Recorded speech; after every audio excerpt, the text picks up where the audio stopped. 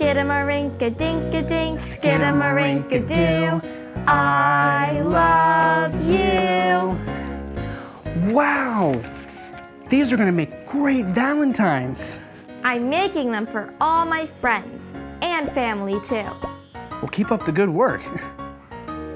Johnny? Johnny? Zoom! Zoom! Zoom! There you are, Johnny. Come make Valentines with us. But I'm playing. Valentines show everyone just how much you care about them. Well, that's right, Mary. Johnny, come give it a try. But I'm playing. Do you like my Valentine? Candy! I want to make a Valentine too. Here, make a card for someone who's special to you. For example, your sweet, smart sister. Hi,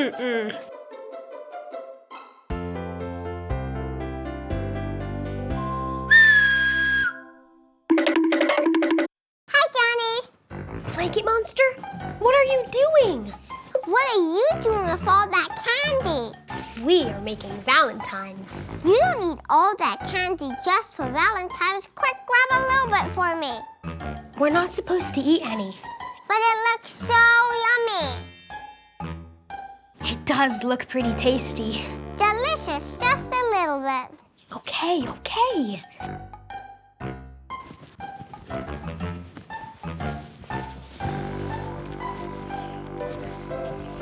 Skidamarinka-dink-a-dink, skidamarinka. Johnny?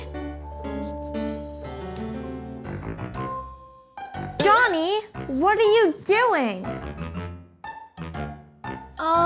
Nothing. Come out, Johnny. But I'm busy.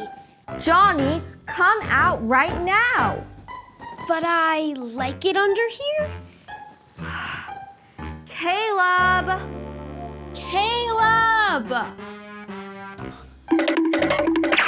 Caleb! What's up? Johnny? Yes, Caleb? Eating candy? No, Caleb. Telling lies? No, Caleb. I knew it! He ate the bowl of chocolate hearts. Where's the bowl? Ha ha ha! Those were for making Valentines for our friends. But I did give it to my friend, Blanket Monster. You gave the chocolate to Blanket Monster? Yeah, and he shared some with me too. Well, that's what friends do. And that's why Valentine's Day is a great time to show your friends and everyone who loves you just how much you care about them. I made this card for you, Caleb. Wow! Thanks for taking care of us when Mom and Dad are busy. Mary, this is awesome. I love it.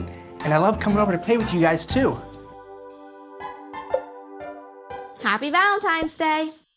Yeah, happy Valentine's Day, Caleb. Wow. Thank you, Johnny. Thanks for being our friend. Well, thank you. And you know what friends do too, right? Share? That's right. Anyone want a lollipop? Me! Thanks, Caleb. And happy Valentine's Day. And happy Valentine's Day to everyone out there too.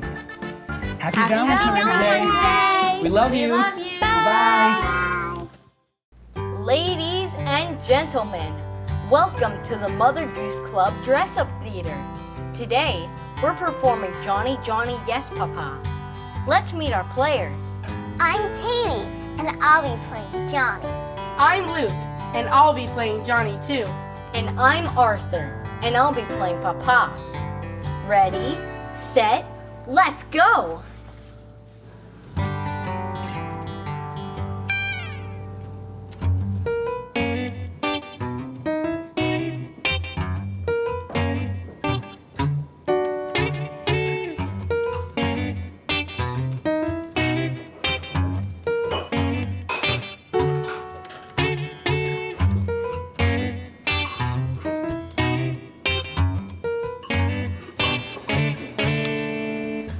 Johnny, Johnny, Yes, Papa? eating sugar, No, Papa. telling lies, No, No, Papa. Open your mouth. Ha ha ha.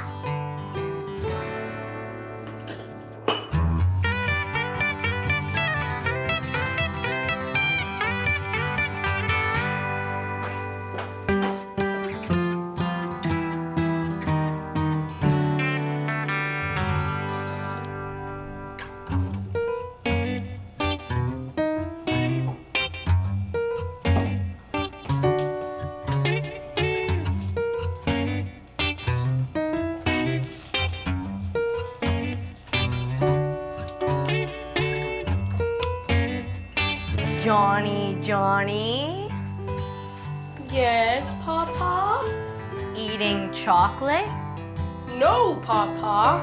telling lies. No, Papa. Open your mouth. Ha ha ha.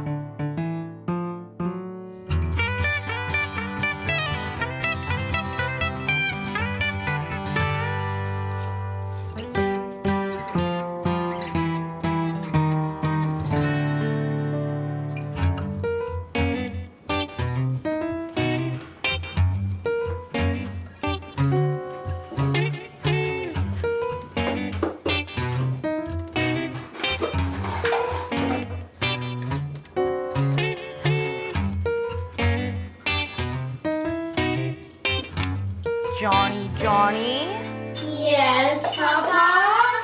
eating ice cream, No, Papa. telling lies. No, Papa. Open your mouth. Ha ha ha. You kids are really sneaky. I think you need a break from sweets for a little while. Oh, but Papa! I just don't want you to get a tummy ache. Eating lots of sugary sweets can get you really sick. Okay. We're sorry we lied. Hey, maybe we should brush our teeth now. The dentist told me that eating too much sugar can give our teeth cavities. Ew, I don't want to have holes in my teeth. Good idea, but maybe we should finish that ice cream first. We don't want it to melt and go to waste, do we? Hooray! Thanks for joining us, Mother Goose Club. You can put on your own Johnny Yes Papa plays at home. Bye!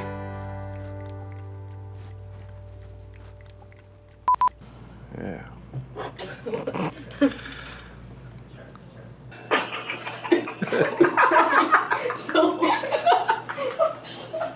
Yes, Papa? Surprise! Once upon a time, a little red hen lived on a farm with a gray rat, a pink pig, and a brown horse. Every morning, the little red hen would go out into the field to peck through the dirt for her breakfast. One morning, when the little red hen was searching for food, she came across a few grains of wheat. She scampered over to the gray rat, who was sunning himself in the shade nearby. "Rat, rat," she said, "look what I found. If we plant the grains, they'll grow into wheat. And if we harvest the wheat, we can grind it into flour to bake a loaf of bread to share." "That sounds like too much work," said the rat. "Way too much work," agreed the pig, who was wallowing in the mud. "Why not just eat the grain now?" said the brown horse.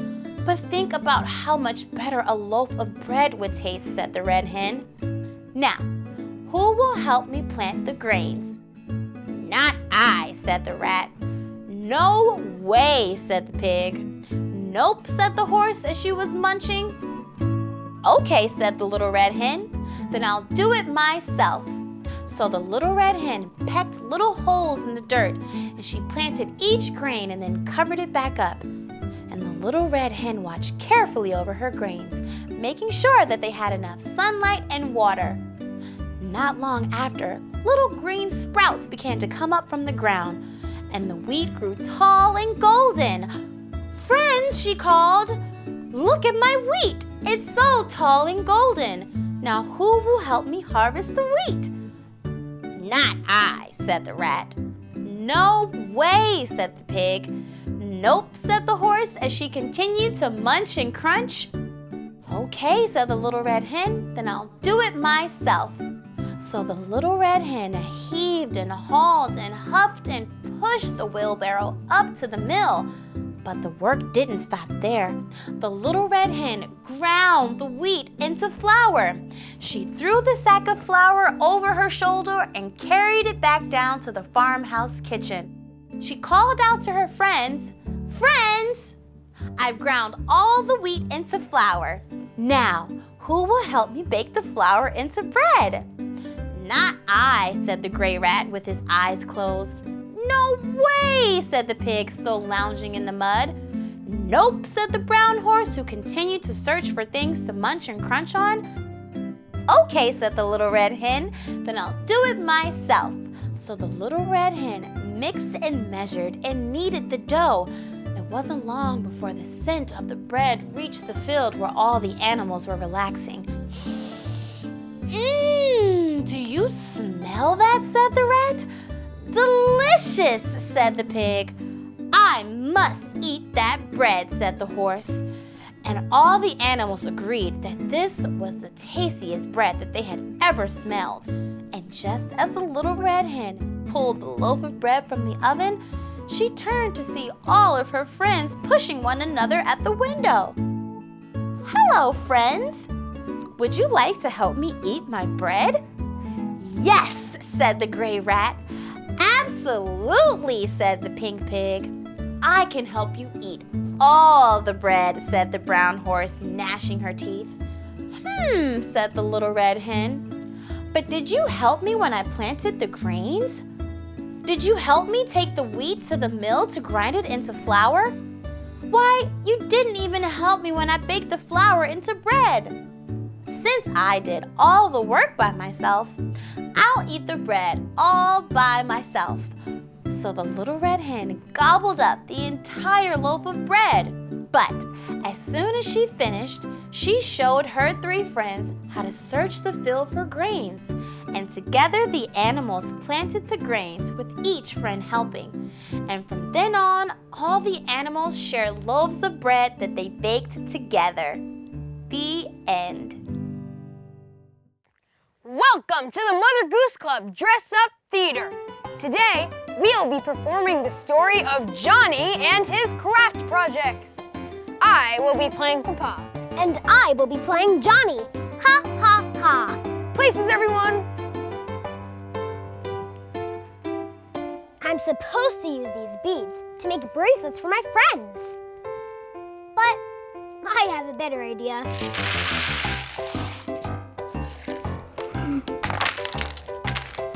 Ha, ha, ha.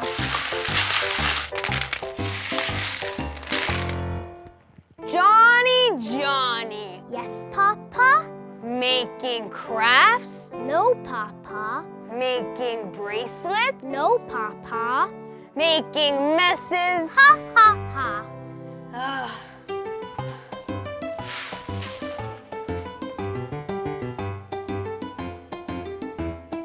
I'm supposed to use this glitter to make sparkly cards for my friends.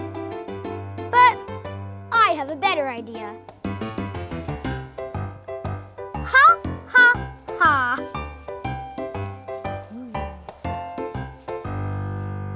Johnny. Yes, Papa? Making crafts? No, Papa. Making cards? No, Papa. Making messes? Ha, ha, ha.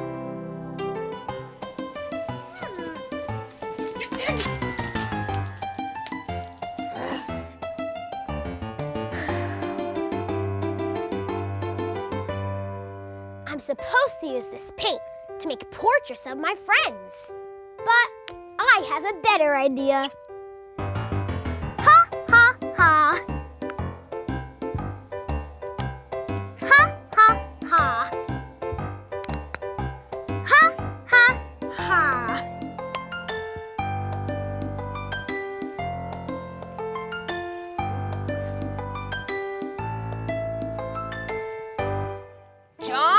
Johnny. Yes, Papa? Making crafts? No, Papa. Making paintings? No, Papa. Making messes? Ha, ha, ha. A little messiness when you're making stuff is fine. But I think we should clean up a little and focus on finishing our crafts for our friends. You're right, Papa. I promise I'll clean up my mess. But first, can we make rainbow cards using this beautiful new color I made? You bet. Bye, Mother Goose Club! Welcome to Mother Goose Club Dress Up Theater. I'm Johnny, and this is Papa. Today we're baking a cake. Will you help us? Great. Oops, I forgot eggs. I'll be right back. Don't touch any of the ingredients while I'm gone. Okay, Papa.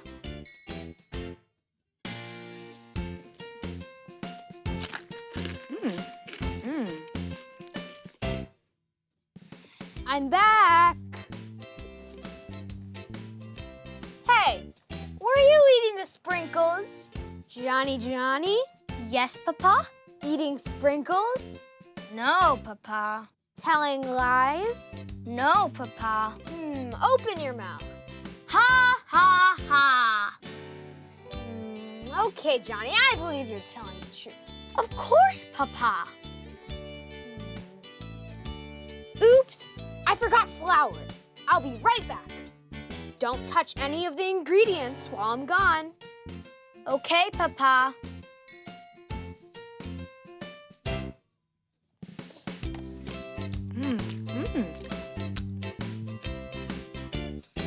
I'm back. Hey, were you eating the frosting? Johnny? Yes, Papa? Eating frosting? No, Papa. Telling lies? No, Papa. Open your mouth. Ha, ha, ha. Okay, Johnny, I believe you're telling the truth. Of course, Papa. Oops, I forgot milk. I'll be right back. Don't touch any of the ingredients while I'm gone. Okay, Papa.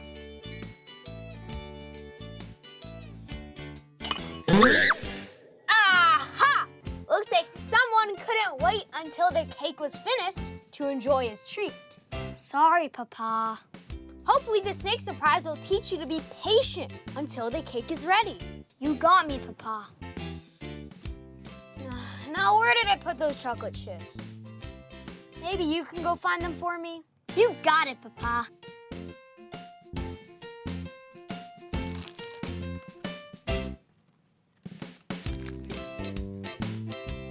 Bye, Mother Goose Club.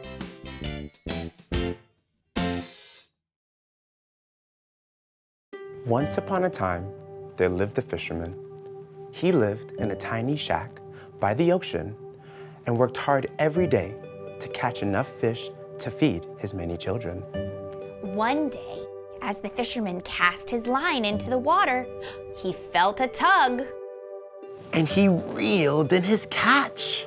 When all of a sudden, caught on his hook, the fisherman discovered a golden fish, unlike any fish he had ever seen before.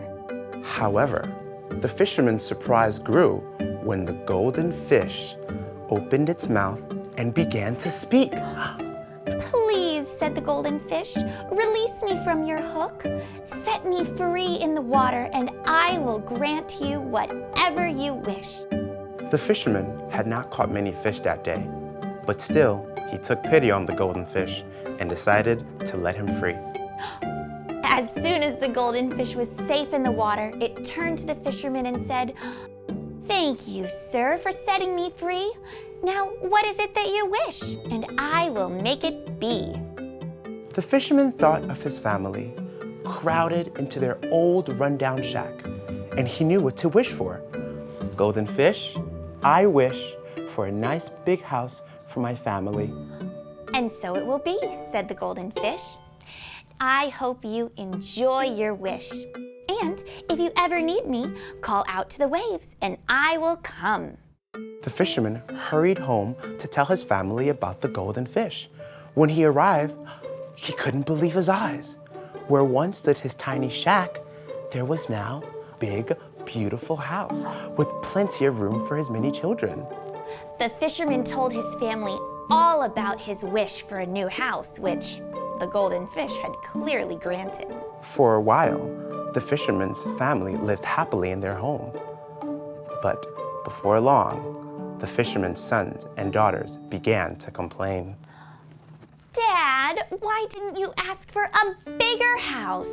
We want a mansion with fine clothes and fancy things. So the fisherman hurried back to the ocean and called out to the golden fish. With a splash, the golden fish peeked its head out of the water. I see you've returned, said the fish. What is it that you need? Well, said the fisherman, thank you for the house, but what we really need is an enormous mansion filled with fancy clothes and fine things. And so it will be, said the golden fish. I hope that this time you truly enjoy your wish. But if you ever need my help, call out to the waves and I will come. The fisherman ran back to his family and found an enormous mansion filled with the fanciest clothes and the finest things that he and his family could have ever imagined. The fisherman and his family lived in their mansion, and for a while, they were happy. However, not very long after, the fisherman's sons and daughters began to complain again. Dad, why didn't you ask the golden fish for a palace? We want a golden palace and a kingdom to rule too. And so the fisherman returned to the ocean. And called out to the golden fish. And with a splash, the golden fish emerged from the water. I see you've returned again, said the golden fish. What could you possibly need now? Well, said the fisherman, I wanted to thank you for the mansion, but what we really need is a castle and a great big kingdom to rule.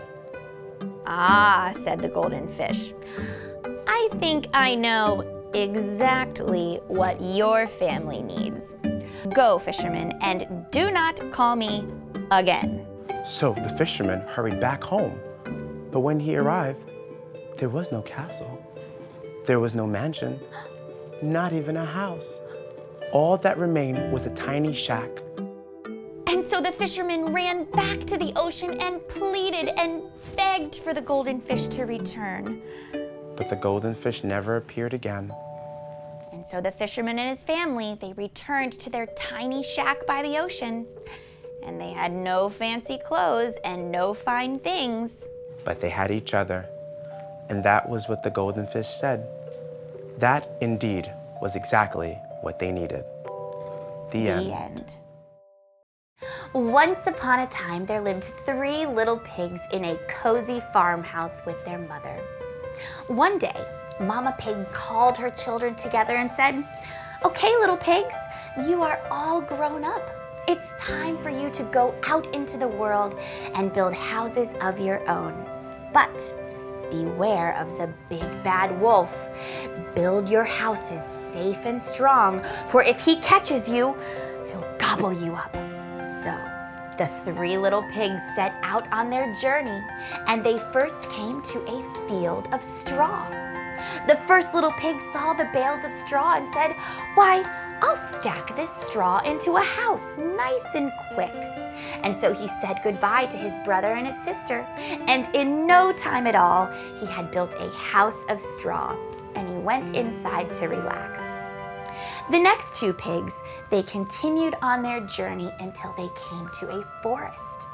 Looking around at all of the sticks of the forest, the second little pig said, "Why, I'll use these sticks to build a house that's much stronger than straw. And plus, it'll take me no time at all."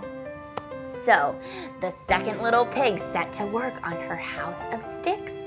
It took her a little longer, but in no time she was finished and went into her house to relax. Now, the third little pig was growing very tired, but he continued on the journey until he came to a small town. And he looked around and he saw that there were lots of houses built of bricks. And he thought to himself, "Why, I'll build a house of bricks that's sturdy and strong." And so he set to work. And he worked long and hard on this house, but at last he finally finished and had a strong house of bricks, and he went inside to relax. Now, just a few days later, the three little pigs heard that the big bad wolf was seen nearby. And remembering their mother's warning, the three little pigs, they went inside their house and hid from the wolf, hoping to be safe. Now, the big bad wolf was out hunting for his dinner and sniffing around until he caught the scent of the first little pig who was hiding inside his house of straw. That hungry wolf, he walked right up to the door and he knocked on the door and he said, little pig, let me come in." Huddled nervously inside, the first little pig cried out, "Not by the hairs on my chinny chin chin." The big bad wolf showed his long, sharp teeth and he said, "Then I'll huff and I'll puff and I'll blow your house in." So he took a deep breath and blew as hard as he could. And the house of straw flew to pieces with bits of straw flying everywhere, leaving that first little pig with no protection from the wolf. And so he squealed and he ran as fast as he could through the forest to his sister's house of sticks. And together they hid from the wolf. Well, that wolf was growing very hungry, and so he chased after that little pig through the forest until he got to the house of sticks. He growled and he knocked on the door and he said, little pigs, let me come in." And the two little pigs, they hugged each other and they cried out, "Not by the hairs on our chinny chin chins." Oh, that big bad wolf was very hungry. He licked his lips and rubbed his belly and he growled, "Then I'll huff and I'll puff and I'll blow your house in." So he took a deep breath and blew as hard as he could. And that house of sticks, it shook, but it didn't break. And so the big bad wolf took another big deep breath and blew as hard as he could, and that house of sticks flew to pieces, leaving the two little pigs with nothing to protect them from the wolf. And so they squealed and they ran as fast as they could through the forest and into town to hide in their brother's house of bricks. Oh, but the big bad wolf, he chased those little pigs through the forest and into town. And he got to that door and he rapped on it and he growled, little pigs, let me come in." And the three little pigs huddled inside. They cried out, "Not by the hairs on our chinny chin chins." And the big bad wolf, he growled, "Then I'll huff and I'll puff and I'll blow your house in." So he took a big deep breath and blew as hard as he could. But that house of bricks, it stood strong. Oh, the big bad wolf, he took a bigger, deeper breath and blew as hard as he could, but the house of bricks, it didn't budge. The third little pig, he laughed with pride and he said, "Listen here, wolf, my house of bricks is much too strong to be blown down. And now it's your turn to run. There are no bullies allowed in this town." And so the three little pigs, they burst out of their house, and all the other animals in the village did as well. And so together, the three little pigs and all their friends, they chased that big bad wolf right out of town. And he never bothered the three little pigs ever again. The end. Once upon a time, there was a rabbit, or Hare, as his friends in the forest like to call him. Now, the hare loved hopping along the forest trail and talking about how fast he was. One day, as the hare was bouncing along, he zoomed past the squirrels. "So long, squirrels, I'm faster than you," laughed the hare. As he continued on, he zoomed past the snakes. "So long, snakes, I'm so much faster than you." As the sun was beginning to set, the hare tripped over the tortoise, who was slowly plodding along the forest trail. "Tortoise, you're so slow, I thought you were a rock. You must be the slowest animal in the forest, and I am the fastest." The tortoise cautiously peeked her head out of her shell. "Hare, you're always bragging about how fast you are, but did you ever think how it makes your friends feel when you call them slow? Since you're so fast, I challenge you to a race." "What?" The hare laughed. "Tortoise, you couldn't beat a tree stump in a race." "Laugh all you want," replied the tortoise, "but I'll see you tomorrow for our race." So, the next morning, the hare came early to see all the forest animals gathered to watch the race. "Okay," said the tortoise, "we'll race down the path, through the field, and the finish line will be at the meadow." "Let's go," replied the hare as he stretched his long, strong legs. The race began and the hare took off in a dash, leaving the tortoise behind. "Do you give up yet?" called the hare. "I won't give up," replied the tortoise. "Slow and steady will win the race." So it wasn't long before the hare reached the field, where he saw rows and rows of carrots. And the hare thought to himself, I woke up so early to get to the race, I didn't have time for breakfast. That tortoise is so slow, I can eat all these carrots and still win the race. So the hare decided to stop for a snack. He ate as many carrots as he could, and after a long while, the tortoise slowly came up on the hare. "What took you so long?" said the hare to the tortoise, as he took off in a dash, leaving the tortoise in a cloud of dust. But the tortoise didn't give up, because she knew that slow and steady would win the race. It wasn't long before the hare reached the meadow. He could see all the forest animals waiting at the finish line. Just then, he felt the warm sun beating down on his tummy, and he called out to the animals, "That tortoise is so slow, I could take a nap and still win the race." So the hare decided to lay down in the soft grass. Shortly after, his eyes slipped closed and he was fast asleep. But the tortoise didn't give up. She kept plodding along the trail because she knew that slow and steady would win the race. All the animals gasped. Could the tortoise really win the race? The hare woke up from all the commotion and dashed towards the finish line. But he was too late. The tortoise won the race with one slow step over the finish line. All the animals cheered for the tortoise, but the hare cried, "That's not fair! I'm the fastest animal in the forest." "You are really fast, Hare, but you have a little to learn about being a good friend." Good race! The hare was so surprised that the tortoise didn't brag or tease about winning. "Good race," replied the hare. "You didn't give up, and you were right. Slow and steady did win the race." And the hare led all the forest animals in another round of cheers for his friend Tortoise.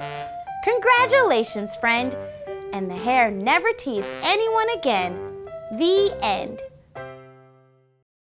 Once upon a time, there lived a king and a queen. They were wonderful rulers, fair, patient, kind, and wise.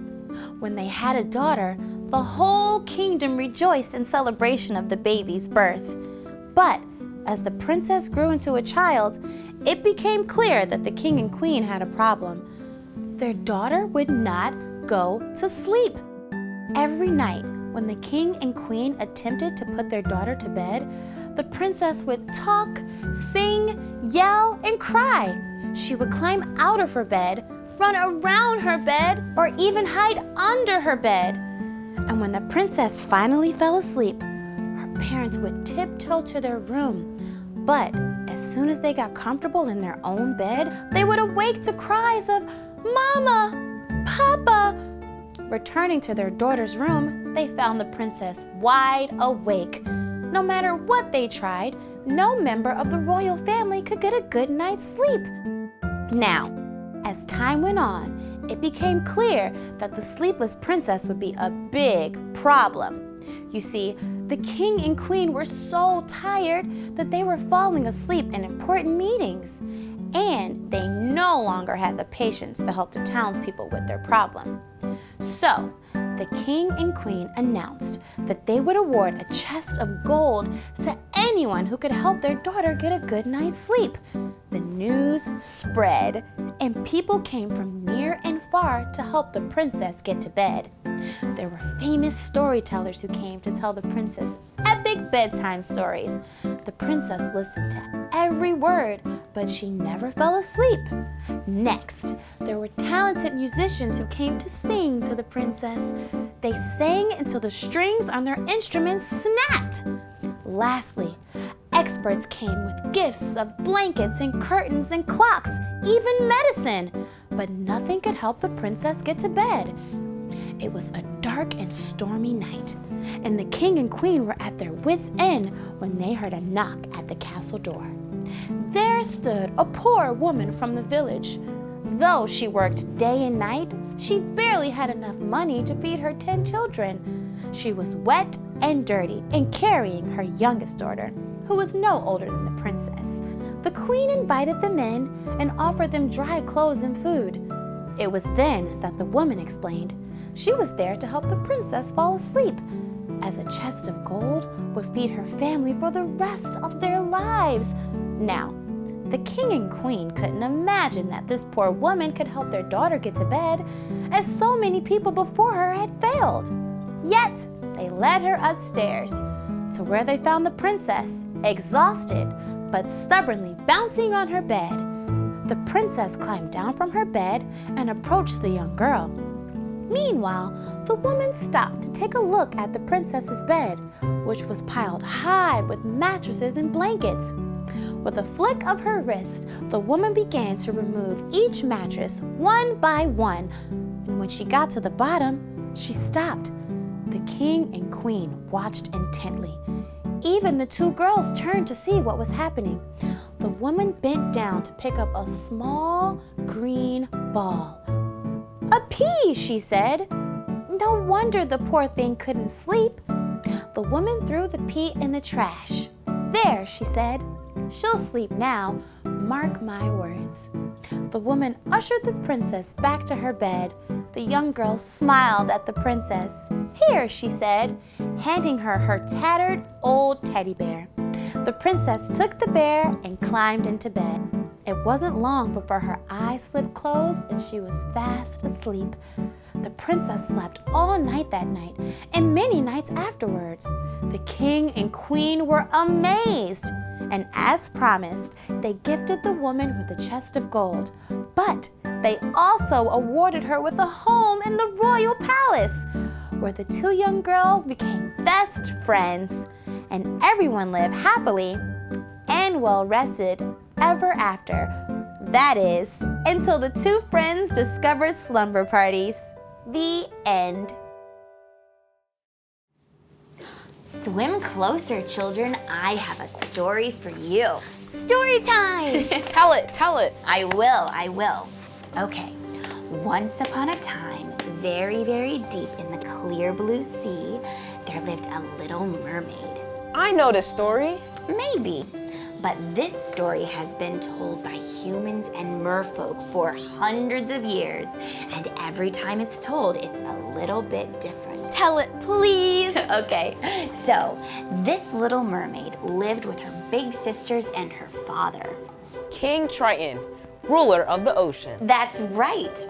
Her father ruled over all the creatures of the ocean, that is, except the wicked sea witch who was jealous of his power.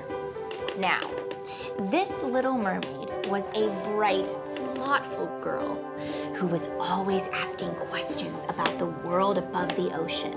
She carefully collected and studied all of the land objects that sank down to the ocean floor, like a ship's anchor, a fork, and especially a statue of a boy who had no fish tail, but instead 2 long legs on which to stand. At last, the Little Mermaid came of age and was allowed to rise up and explore the surface of the ocean. And there, she saw an enormous ship where a human prince was celebrating his birthday as well. As the Little Mermaid watched in wonder, a terrible storm struck, and the crashing waves knocked the prince from his ship. But the brave Little Mermaid battled the waves and swam with the prince to a nearby beach. Once the prince was safe on shore, the Little Mermaid sang him a song more beautiful than any human had ever heard before.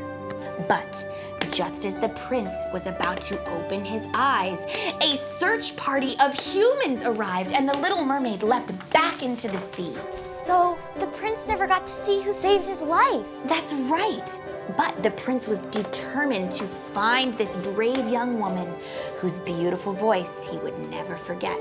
And the Little Mermaid, who had also fallen in love with the prince, was now more determined than ever to find a way to live on land. Sea witch. That's right. The Little Mermaid went to the sea witch and begged her for a way to become human. The sea witch agreed to give the Little Mermaid legs, but only if the Little Mermaid gave the witch her beautiful voice. And worse, if the prince did not return the Little Mermaid's love and ever married another, the Little Mermaid would have to return to the ocean and belong to the sea witch forever. Why would she agree to that? Well, the Little Mermaid was brave and determined, and she might not have thought through all of the bad things that could happen. Plus, she was in love. Ew. In any case, the Little Mermaid agreed to the sea witch's deal and was given legs. And finally able to leave the ocean, the Little Mermaid was thrilled to be able to explore the wide world above. She met the prince, who thought that there was something special about this young woman, although she could no longer speak to tell the prince that she was the one who saved his life. Still, the prince welcomed the Little Mermaid into his palace, where he was struck by her kindness, her sense of humor, and especially her interest in absolutely everything. Uh-oh. That's right. The sea witch grew worried that the prince would marry the Little Mermaid, so she used her wicked magic to give a visiting princess the Little Mermaid's voice. And upon hearing that beautiful voice, the prince thought that he had found the young woman who saved his life, and so he made plans to marry the human princess. Couldn't she write him a note or draw a picture or something? Well, the Little Mermaid did have one possibility. The Little Mermaid's sisters had gone to the sea witch and given her all of their beautiful hair in exchange for a dagger, which the Little Mermaid could use to stab the human princess and stop the wedding. But even though the Little Mermaid knew that she would have to return to the ocean and belong to the sea witch, the Little Mermaid would not hurt the human princess.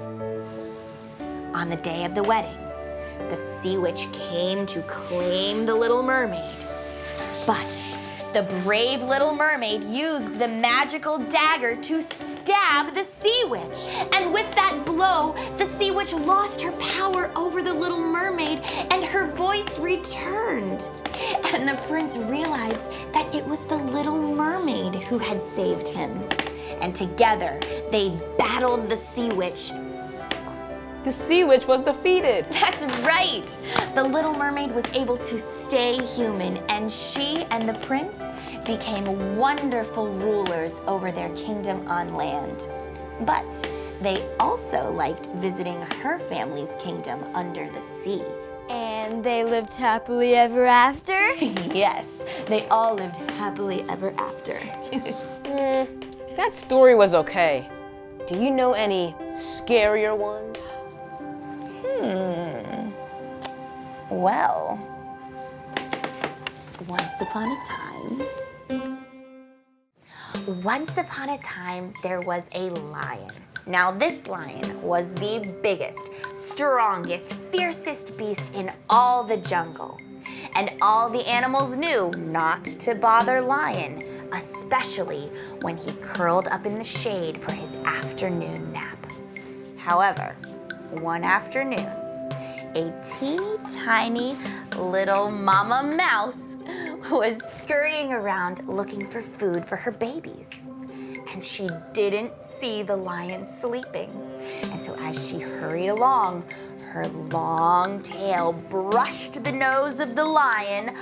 Achoo! Sneezed the lion, very grumpy to have been woken from his nap.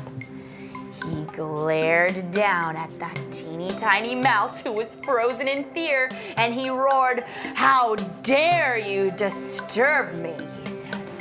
"I should gobble you up." "I'm so sorry," squeaked the mouse. "Please, let me go. And for your kindness, I will promise to help you whenever you are in need." "Ah, ha ha ha," roared the lion. "How could a teeny tiny mouse like you ever help a great big lion like me?" And he waved his paw at the little mouse. "Run along, little mouse, you're much too silly to eat." And so she ran home to her babies. Now, the lion went about his business, and he soon had forgotten all about that little mouse. But just a couple days later, the great big lion stepped into a hunter's trap, and all of a sudden he was tangled in a giant net. He pushed and pulled with all of his strength, but his struggle only made the net grow tighter. And he roared and he roared, his great cries echoing throughout the land. But all of the other animals were afraid of the hunters, and so they didn't dare help poor Lion. All of the animals, that is, except the little mouse, who had not forgotten the lion's kindness. When she heard the lion's cries, she rushed out of her house and she cried, "Hurry!" to her little babies. "It sounds as if Lion is in trouble, and, well, maybe we could help." And so the mama mouse led the way with her little babies scampering behind her. And they soon encountered the enormous lion who was trapped inside the hunter's net. "Don't worry, Lion, we're here to help," said the little mouse. "Oh, that's very kind of you, little mouse," said the lion. "But even I, with my great strength, can't escape this net. What could a tiny creature like you do to help?" "Have no fear," said the mouse. "I will save you just like you saved me." And with a squeak, she called to her little babies, and they all approached the net. And with their teeny tiny teeth, each mouse began to nibble at the net. They nibbled and they gnawed at those big, thick ropes, and it took all day and all night. But just as the sun was rising, the net fell to pieces and the lion was free. "You saved me," roared the lion as he smiled down at the mama mouse and her babies. "I'm sorry that I laughed at you, little mouse. I will not forget your kindness or bravery. You've shown me that even the smallest friends can be the greatest friends of all." And from that day forward, the great big lion and the teeny tiny mouse were always the best of friends. The end.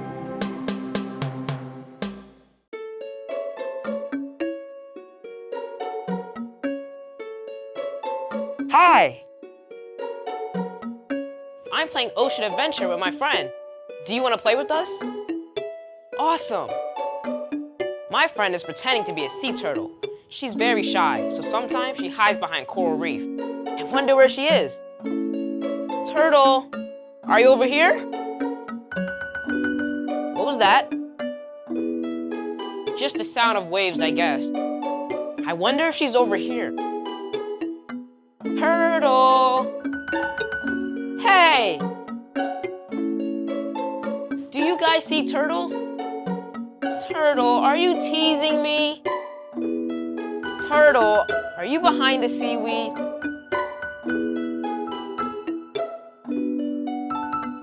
Boo! There you are. Do you want to do the turtle rhyme with me? Sure. And you can rhyme with us too.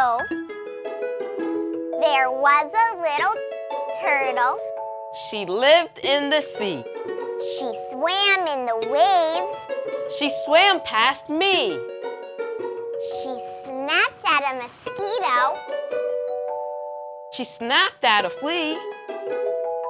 She snapped at a minnow. She even snapped at me.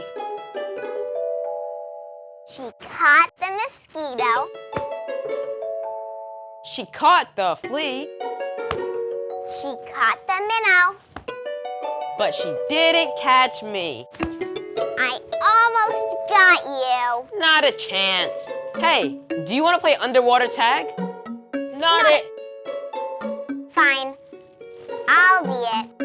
But I'm changing costumes, so you better swim fast. So fast. Here I come. Look at that smug duck. This silly duck can't stop admiring himself in the mirror. Smug duck is very vain.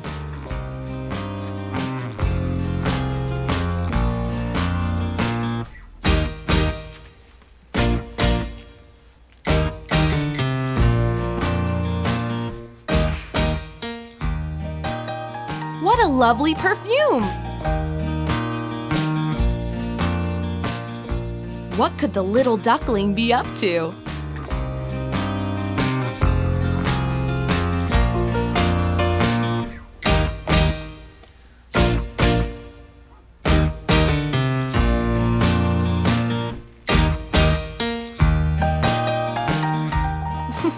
What a fiendish little duck! Be careful, smug duck!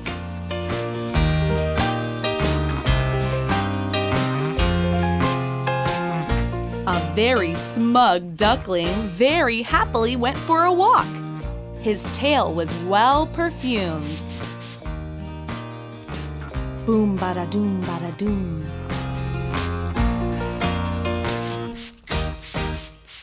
He crossed paths with a lady duck and wanted to win her affection.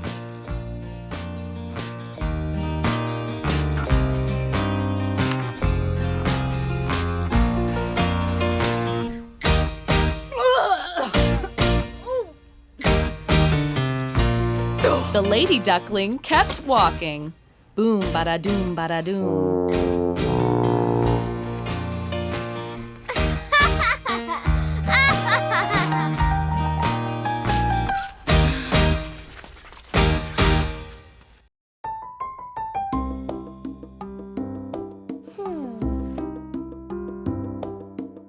S is for seeds.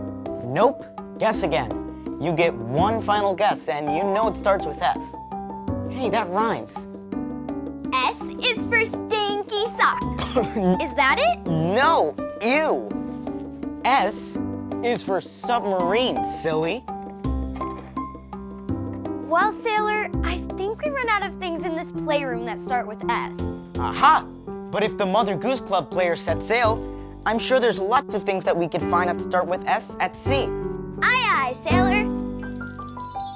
The sailors went to sea, to see what they could see. But all that they could see was the bottom of the deep blue sea.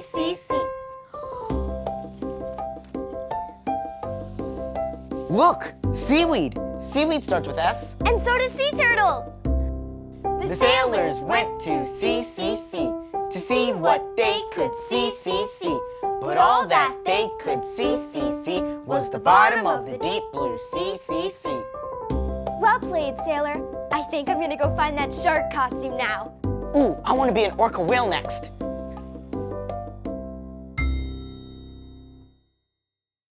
Hey, everybody. We're going on a bear hunt. Do you want to come with us?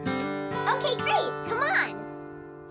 We're going on a bear hunt. We're going on a bear hunt. We're gonna catch a big one. We're gonna catch a big one. I'm not scared. I'm not scared. What a beautiful day. What a beautiful day. Oh, look, some grass. Long, wavy grass. Can't go over it. Can't go under it. Can't go around it. Gotta go through it. Swish, swish, swish, swish. We're going on a bear hunt. We're going on a bear hunt. We're gonna catch a big one. We're gonna catch a big one. I'm not scared. I'm not scared. What a beautiful day. What a beautiful day.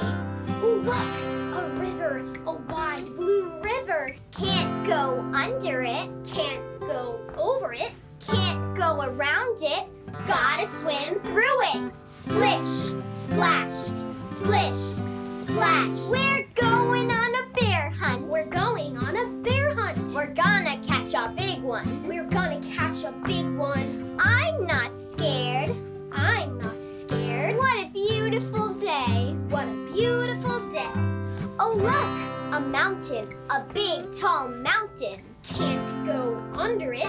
Can't go through it. Can't go around it. Gotta go over it. Climb, climb, climb, climb. We're going on a bear hunt. We're going on a bear hunt. We're gonna catch a big one. We're gonna catch a big one. I'm not scared. I'm not scared. What a beautiful day. What a beautiful day. Look, a cave, a deep, dark cave. Can't go under it. Can't go over it. Can't go around it. Gotta go inside.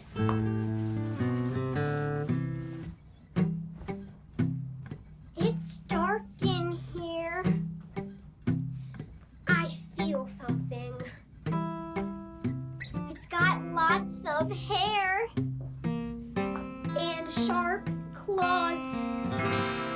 It's a bear! Roar! Ah! Back down the mountain. Climb, climb, climb, climb. Back across the river. Splish, splash, splish, splash. Back through the long grass. Swish, swish, swish, swish. Run in the house and lock the door. Wow, that was fun, guys. You make a great bear. Thank you. And thank you for playing with us. Bye.